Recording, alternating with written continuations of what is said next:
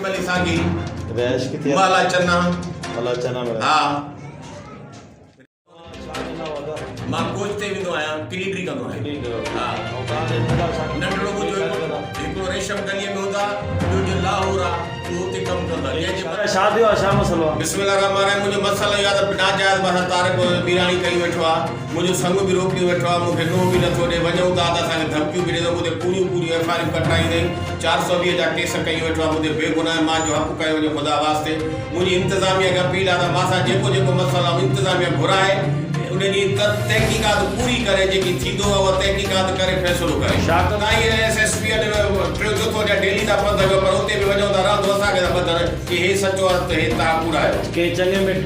चङे मुठे 5-6 वटि अब्दुल कादर सांघीअ वटि बि आहियूं उते बि तव्हां नथो अचे माना असां फ़ैसिलो करणु असांजो SHO आहे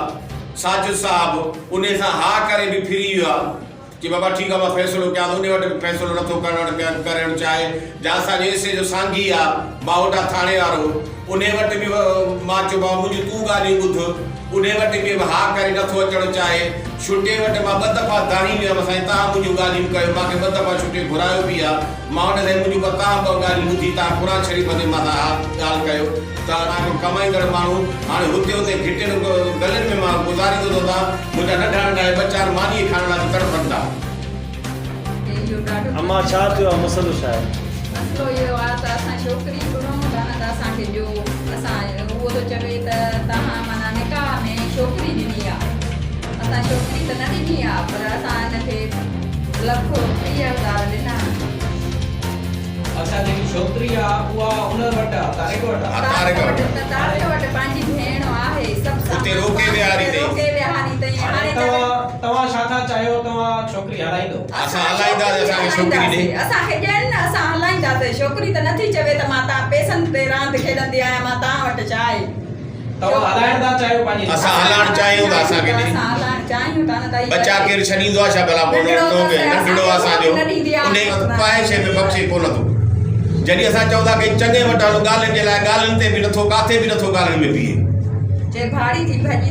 असां सां काथे हले के वॾेरनि वटि अब्दुल कादर वटि असां 8 तक चक्कर दाही विया आहियूं हू घुराएसि थो हुनखे चए थो बाबा न तूं लिखी ॾे मूंखे अच्छा हू छा थो चाहे तव्हांखे हू चाहे थो त मूंखे बस जेको असां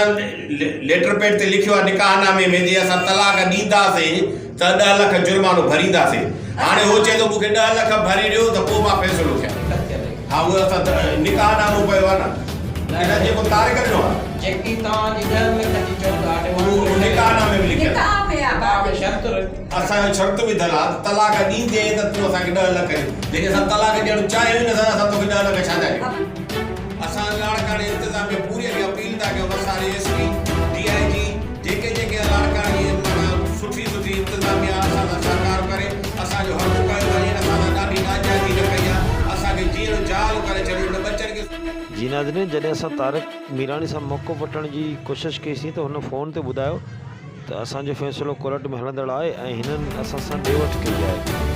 ॾिसंदा रहो मुंहिंजी सिंध चैनल लाड़काणो हक़नि जी हासिलात लाइ